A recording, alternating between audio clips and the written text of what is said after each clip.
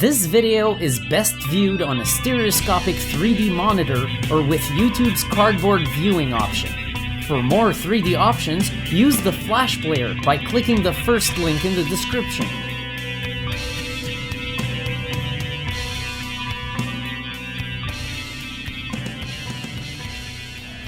Welcome to Stereo 3D Productions, and more specifically this VorpX tutorial series, which gets underway with its first game-specific guide, this time covering Shadow Warrior 2013. Now before we start talking about today's game, I want to clarify how these guides are designed. The first video in this series is the VorpX Universal Guide. I recommend you watch that before going through any game-specific video, including this one. I will make many references to things shown in the Universal Guide, which sort of serves as this tutorial series' foundation. There will be a link to the Universal Guide in the description of this video. The most important aspect of this series is the fact that it's designed to be open for updates. Should this tutorial or any other guide in the series become obsolete, it'll be updated with a newer version. If you see the tag outdated between brackets in the title of this video, it means there's a newer version of this tutorial which would be linked at the top of this video's description. Alright, enough with the formalities, it's time to get to today's loyal subject, Shadow Warrior 2013. Shadow Warrior 2013 is a sort of oddball when it comes to the setup, and while it will require a manual VR setup to run with VorpX, it's likely one of the best non-direct VR adaptations I've played to date, provided you're ready to handle some pretty intense motion and some amounts of forced camera movement. Forced camera movement sounds dreadful, doesn't it? Well, to my surprise, it's not as bad as it may seem. Sure, the circle attack takes the camera on an uncommanded 360-degree tour of the scenery as your enemies are shredded apart. But oddly enough, in my case, while it took a bit of getting used to for 45 minutes at the beginning, I actually started enjoying the superhuman feeling of it. Pair the intense action with the game's lightning-quick dashing mechanics and superb implementation of true slasher melee elements, the best of all time in my opinion, and you've got yourself quite the satisfying over-the-top video game for VR.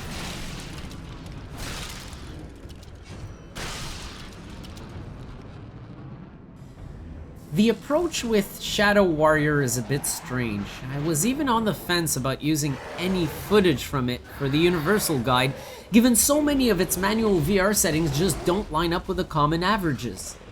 It's an oddball, it has a few unintuitive steps in the setup, and surprisingly it could seem like a total disaster visually if you didn't know how to go about it. One of the first odd things with Shadow Warrior 2013 is it installs two versions of itself. The DirectX 11 version, which will not work with VorpX, and the DirectX 9 or Windows XP version, which will work excellent with VorpX. Make sure to pick that comically labeled Windows XP option if you plan on playing in VR. Start off by running the game at least once without VorpX or your runtimes. This will allow it to fire up in 2D and do its first time stuff like creating configuration files and installing prerequisites. During this time, we're gonna go in the graphics options.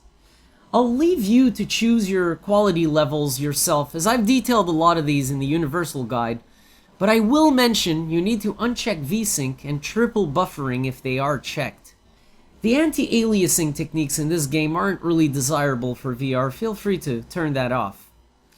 I ran Shadow Warrior with post-processing on high for the gameplay footage in this guide, but I don't recommend it. There's too much bloom, and the depth of field is way too aggressive. Set it to medium or less. Lastly, do make sure to turn the SSAO off, as it's not only useless here, but it will unreasonably affect the performance. Now, as I've explained in the Universal Guide in this tutorial series, we have 3 resolution levels we can try to use. This time though, we'll only have 2, as the game doesn't fare too well with being coerced into running outside of its selection range. We'll have a standard resolution being 1280 by 1024 and a high resolution being 1400 by 1050. Odds are most current gen GPUs can handle the higher resolution in this case, provided they tweak graphics quality settings to match what their video card can handle. Older GPUs might simply just work better on the standard resolution. Uncheck the full screen box if it's checked, pick your resolution, and apply the settings. You can go ahead and test the game on your screen if you want, but it's not necessary. You can also jump right to the next setup step.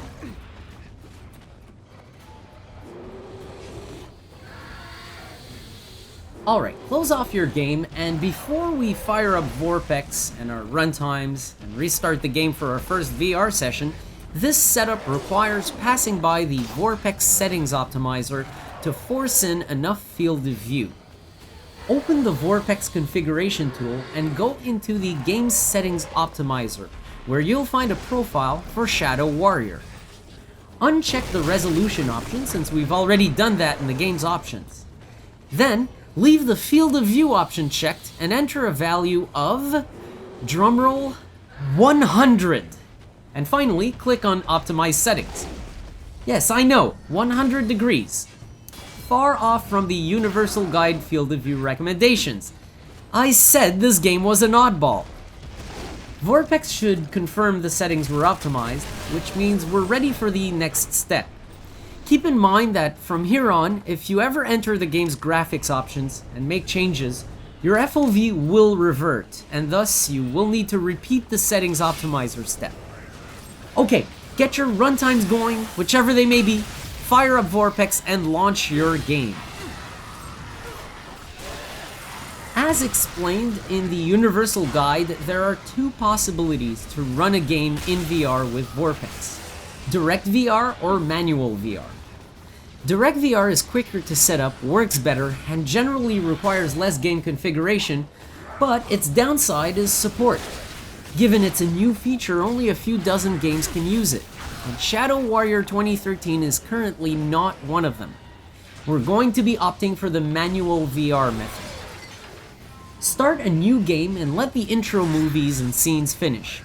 What we want to do is make it to the moment where your character exits his car and is left to his own device, free to move around uninterrupted, and you'll be doing your configuration there.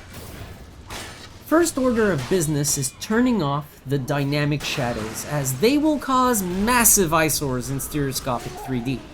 Don't worry, this is really not a big loss. I found those to actually be quite minimal in the game. Best have depth perception than scattered shadows. Press Ctrl and tilde to bring up the console. You may need to look directly at your screen to do this. It'll be hard to see in the headset. Type in your console r_shadows space 0 and press enter. You can press Ctrl and tilde again to dismiss the console. You can also use the game's configuration file to set this. Go to the path displayed on the screen and open the file config.cfg in Notepad. Anywhere in the file, make a new line and add the line r_shadows "0". If the console method fails to save the setting at your subsequent sessions, the config file will preserve it. Next, we're taking care of the VorpX in-game settings. Bring up the VorpX HUD by pressing the delete key. In main settings, keep in mind that Z normal and Z adaptive are not working for this game. Set 3D reconstruction to geometry 3D. Next, set separation strength to 0.7 for a realistic impression of world scale. Do not use field of view boost. We've already used the optimizer to get a sufficient value. Under image settings, I recommend turning crystal image to off in this game if you're running at 1400 by 1050, and set it to normal if you're running at 1280 by 1024. Set G3D shadow treatment to auto, but if you enter a section with too many improper effects, especially shadows, there are very few and far apart like that, turn it off temporarily. HUD scale goes to 0.6, and last but not least in image settings, image zoom, very important, goes to 0.95. The game may give you a feeling as if your field of view were just ever so slightly off. This is normal. The rotation center for the head in this game is slightly offset forward, and it creates a slight shift when looking either up or down.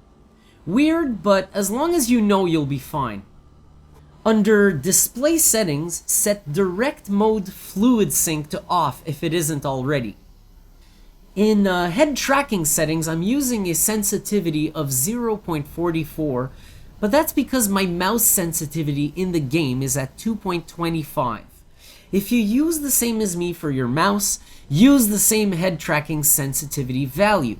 But if your mouse sensitivity is different, I suggest watching the manual VR section of the Universal Guide for a demonstration on how to adjust your head tracking accurately. Having played a lot of this game, I found the positional tracking to cause problems, such as lining up an aim, drifting offsets, and other inaccuracies. I suggest having the positional tracking off, but do feel free to experiment with the feature. I mean, it does work to a good extent.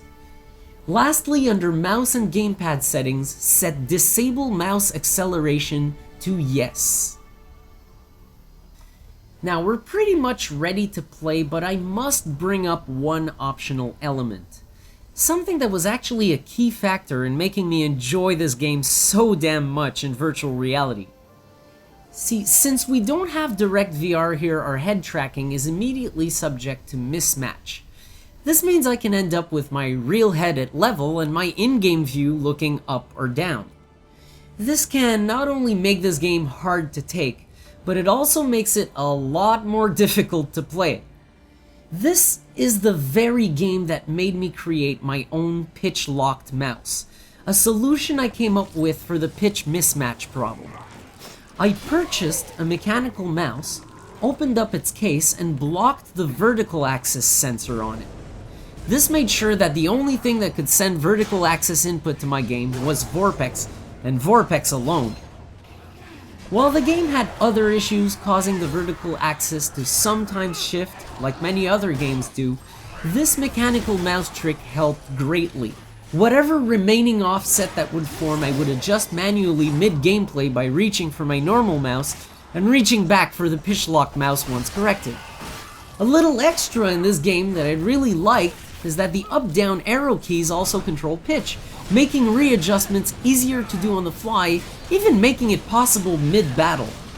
There is one issue that I need to bring up I noticed very recently. You can only see weapon models and not the hands. This can mislead you when preparing a special move or using your healing power, but it's not a major hindrance. Weird, this is an issue that wasn't even present when I first performed my Let's Play series. Really strange. And that's about it, folks. You're now looking at one of the best possible renditions of Shadow Warrior 2013 in virtual reality. You're at this point pretty much set to brave on and go slash some possessed motherfuckers and some badass demons.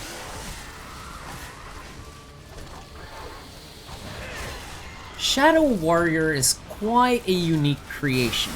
When would you have thought something as overdone as a first-person shooter could be so goddamn original? It's all in the sword. Actually, the sword and the headset go really well together. It's a testament to what I said at the beginning about the forced motion really not being as bad as it may seem.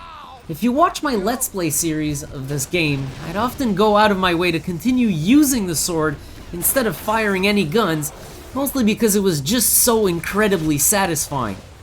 I wouldn't recommend this one to a VR noob. Pop your FPS cherry first by playing something more laid back and slow paced. Get your seated VR legs done in a smooth first-party game like the Solus Project or Albino Lullaby before throwing yourself in an insane universe like this. If you're well prepared, you'll never forget Shadow Warrior. And for all the right reasons. This game was so enjoyable that I was actually emotionally upset when reaching the end. Knowing I'd never get to relive this game for the first time all over again, I had so many mind-blowing action overloads, it was hard to accept that it eventually has an end. Just recording gameplay for this video and segments for the Universal Guide, it turns out I've managed to play the game for another 4 hours somehow. I only needed minutes of footage and ended up with monsters large enough to make a Let's Play again. Once you start, if you can handle the motion, you won't be able to put the fucking thing down. It just won't let you put it down. That being said, the VR support is evidently not perfect. I'm not sure if DirectVR can be integrated. That camera motion for sword moves must be difficult to counter, but I have to give this one credit for being one of the easiest and best running manual VR games on my list. I've developed a scoring system for a VorpX powered game based on 9 criteria which come together to form what we'll be calling a vScore. 8 criteria provide points and 1 is a penalty value. The criteria are: first, the fixed points values, where a game is given all or nothing for each. Acceptable 3D method. This is worth 30 points. If we can't have depth perception, we cannot have VR. 30 points to Shadow Warrior for depth perception. Proper geometry 3D. Geometry 3D brings a game to life by providing the only authentic stereoscopic 3D method. So 15 points for that. Our subject of the day scores it. Proper head tracking. Head tracking that goes all over the place really isn't fun, so this category is worth 15 points. Having no major issues here, Shadow Warrior scores this too. Secondly, the variable criteria, where the amount of points can be adjusted for each item. Sufficient field of view. A game really needs some means for forcing the field of view, and because of the various ways we can achieve this, some more effective, some less, this is worth up to 15 points. Today's game has no issues with this, and so scores all 15. Proper 3D hands and weapons. This has over time become a nice to have for third-party VR, as it's quite rare, but gets a game up to 5 points for getting it right. This time around, the weapon models are in 3D, but they appear massive, and the hands are, for some reason, missing. 3 out of 5 points for this one. Proper shadows and/or graphics. Good shadows are hard to come by in VR, especially dynamic ones, so a game can gain up to 5 points based on just those. Our game of the day only has a few shadow problems, and they're fairly manageable. It earns a respectable 4. Proper user interface and heads-up display. This is worth 5 points because being able to see your health, ammo count, and such is a plus, isn't it? Shadow Warrior's HUD responds very well to the scale feature and thus is perfectly adjustable and surprisingly readable even at smaller ends. 5 points for this. DirectVR bonus. DirectVR makes the process of setting up a game so much easier and often delivers perfect head tracking. Based on how a game supports it, it can get up to 10 points in bonus. Today's game is manual VR, so no bonus for DirectVR. Finally, the penalty points. The penalty criteria exists to offset a game's score due to glitches or major issues. Up to 10 points can be withdrawn. I've played the game end to end in this case, and though I encountered known issues with the game itself that anyone would experience, running it in VR did not break any features or require any special intervention other than configuration. The game gets no penalty points. Shadow Warrior 2013 gets a vScore of 87. For a manual VR game, that is a strong score, given the minimum score a direct VR game can attain is 85. It's a unique entry both for its slightly odd setup procedure and its insanely satisfying gameplay nature. And that's it for this Shadow Warrior 2013 VorpX guide. If you want more of these VorpX guides, this series has its own playlist on the channel. You'll be able to find the Universal Guide along with all game-specific guides in it. Until the next guide, or until the next video of some sort, I shall see you next time. Thanks for watching.